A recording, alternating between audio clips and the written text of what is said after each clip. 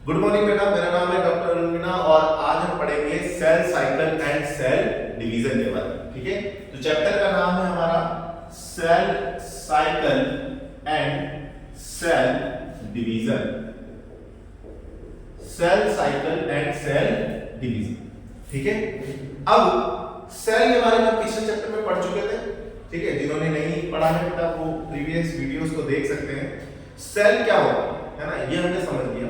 But इस cell के अंदर में जो सेल में डिवीजन होता है वो किस तरीके से चलता है, ठीक है, वो हमको इस चैप्टर के अंदर पढ़ना है ना। तो ज्यादा बकवास ना करते हुए जो मेन पॉइंट है बेटा, पहले हम पढ़ते हैं व्हाट इज सेल साइकिल, है ना। सेल साइकिल होती क्या है ना, the time between origin of cell to its next division is called cell cycle। Cell के बनने के बाद उसके नेक्स्ट डिवीजन के बीच का जो पीरियड होता है उसी को हम क्या बोलते हैं बेटा, सेल साइकिल। ठीक है, अब जो सेल साइकिल होता है इसको कुछ सब फेजेस में हमने डिवाइड किया। ठीक है, सेल साइकिल को हमने कुछ सब फेजेस में डिवाइड किया। कौन कौन सा सब फेज होता है? एक होता है बेटा इंटरफेज। कौन सा फेज होता है? इंटरफेज, है ना। इस सेल साइकिल का सबसे लंबा पीरियड होता है। कौन सा पीरियड? इंटरफेज। और दूसरा फेज कौन सा होता है? M phase. एक होता है इंटरफेज, दूसरा कौन सा होता है? M phase. इंटरफेज भी तीन सब फेजेस में डिवाइड होता है, G1 phase, S phase and G2 phase. ठीक है, यहां से यहां तक कौन सा फेज हो गया बेटा अपना? यहां से यहां तक फेज हो गया आपका कौन सा? इंटरफेज। इंटरफेज को ही बोला जाता है रेस्टिंग फेज। क्या बोला जाता है? Resting phase. ठीक है, अब ये इंटरफेज क्या होता है? जैसे आपने किसी सेल को लिया, उसको आपने माइक्रोस्कोप के नीचे रखा और आपने उसको ऑब्जर्व किया, तो आपको सेल के अंदर कुछ चेंजेस नहीं दिखे। ठीक है, आपको लगेगा कि ये जो सेल है इसके अंदर कुछ हो नहीं रहा। ठीक है, बट एक्चुअल में वही सेल का सबसे ज्यादा मेटाबॉलिक एक्टिव फेज होगा। आई बात समझ? इंटरफेज का मतलब वो पीरियड जिसके अंदर सेल डिवीजन के लिए अपने आप को प्रिपेयर करते हैं। ठीक है भैया, जैसे भैया आपको एग्जाम देंगे तो आप एग्जाम के लिए प्रिपरेशन करोगे ना। एग्जाम तो आपकी 3 घंटे की होगी, बट उसके लिए प्रिपरेशन का क्या लगेगा? 365 डेज का प्रिपरेशन लगेगा। सेम वही होता है बेटा कि सेल डिवीजन तो बहुत कम टाइम पीरियड के लिए होता है, with in hours, with in minutes में खत्म हो जाता है सेल डिवीजन। बट जो उस सेल डिवीजन के पहले का जो प्रिपरेटरी फेज होता है वो बड़ा लंबा होता है। ठीक है, उस प्रिपरेटरी फेज को हम क्या बोलते हैं? इंटरफेज। ठीक है, या फिर इसको आई फेज बोलते हैं, या फिर इसको क्या बोलते हैं? Resting phase. ठीक है, अब जैसे मैं आपको कुछ बताऊं इंटरफेज के एग्जांपल, तो जो प्लांट की रूट होती है उस रूट की टीप में कुछ सेल्स होती हैं जिनको हम बोलते हैं मेरिस्टेमेटिक सेल्स। इन मेरिस्टेमेटिक सेल्स में डिवीजन करने की प्रॉपर्टीज तो होती है, बट ये डिवीजन नहीं करती, ये रेस्टिंग पीरियड में होती है ना। तो वहां पर ये जो फेज होता है ये कौन सा होता है बेटा? इंटरफेज। अब इस इंटरफेज के भी तीन सब फेजेस होते हैं, G1 फेज, S फेज और G2 फेज। G1 फेज में क्या होगा? सेल के सारे सेल ऑर्गेनेल जो होंगे वो डिसअपीयर होने लग जाएंगे, है ना। सेल का जो साइटोप्लाज्म है वो कंडेंस होने लग जाएगा। ठीक है, तो ये कौन सा फेज होगा? G1 phase. इसके अंदर क्या होगा? सेल जो होगी उसके जो क्रोमोसोम है ना, क्रोमोसोम क्या होंगे? कंडेंस होना स्टार्ट होंगे। उसके बाद होता है बेटा एस फेज, बड़ा इंपॉर्टेंट फेज है। इसके अंदर क्या होता है? डीएनए का अमाउंट क्या हो जाता है? डबल। डीएनए का अमाउंट क्या हो जाता है? डबल हो जाता है, बट नंबर ऑफ क्रोमोसोम के अंदर चेंज नहीं होता। फिर से सुनो, डीएनए का अमाउंट डबल हो जाता है, बट नंबर ऑफ क्रोमोसोम के अंदर कोई चेंज नहीं होता। इसको एक एग्जांपल से समझते हैं।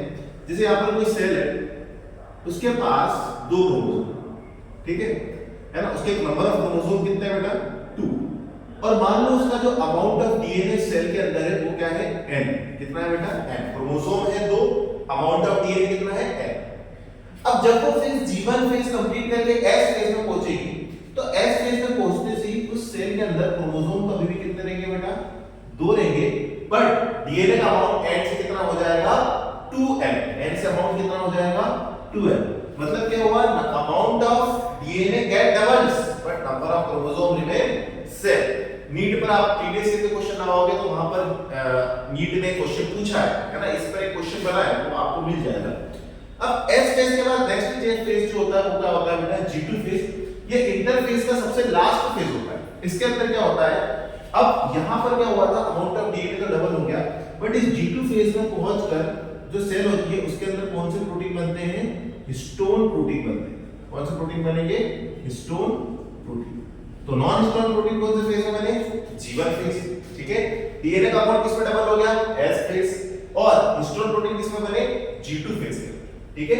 अब ये जो G2 फेज होता है इसके खत्म होते से कौन सा फेज हो जाता है, M फेज स्टार्ट हो जाता है। आई बात समझ में, ठीक है।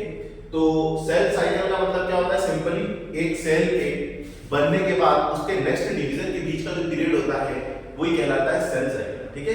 सेल साइकिल के दो सब फेजेस होते हैं, इंटरफेज और एम फेज। इंटरफेज जो होता है वो सेल साइकिल का 95% टाइम होता है। ये जो इंटरफेज है सेल साइकिल का कितना पार्ट है, 95% पार्ट है, और ओनली 5% पार्ट जो होता है वो क्या होता है, एम फेज होता है। इंटरफेज को भी तीन सब फेजेस में डिवाइड करते हैं, G1 फेज, S फेज और G2 फेज। G1 फेज को ही गैप 1 फेज भी बोलते हैं। इसके अंदर क्या होता है बेटा, नॉन हिस्टोन प्रोटीन की सिंथेसिस होती है। उसके बाद होता है S फेज। S फेज में अमाउंट ऑफ डीएनए तो डबल हो जाता है but number of chromosome remain same. और उसके बाद जो लास्ट फेज होता है वो कौन सा होता है, G2 फेज, जिसके अंदर कौन से प्रोटीन बनते हैं, हिस्टोन प्रोटीन बनते हैं, ठीक है। तो ये हो गया आपका क्या बेटा, इंटरफेज।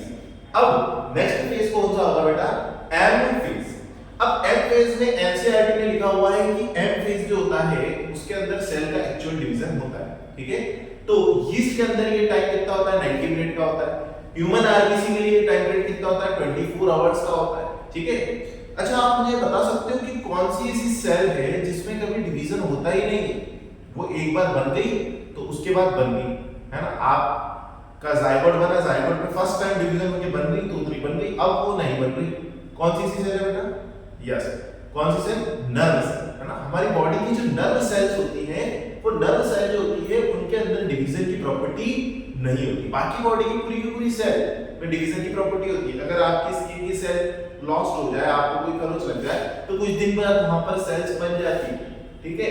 अगर आपकी कहीं से फ्रैक्चर हो जाए तो कुछ दिन बाद वो फ्रैक्चर ठीक हो जाता है। बट अगर किसी के ब्रेन में चोट लग जाए, अगर ब्रेन की सेल एक बार डैमेज हो गई तो वो वापस से रिपेयर नहीं होती है, ठीक है। तो यहाँ पर आपको एक चीज ध्यान रखना है कि बॉडी की सारी सेल्स के अंदर डिवीजन की प्रॉपर्टी हमेशा नहीं होती है। कुछ सेल्स के अंदर डिवीजन की प्रॉपर्टी लॉस्ट हो जाती है और वही कौन सी होती है, नर्व सेल। ओके बेटा, चलो अब नेक्स्ट फेज हम पढ़ेंगे कौन सा, एम फेज।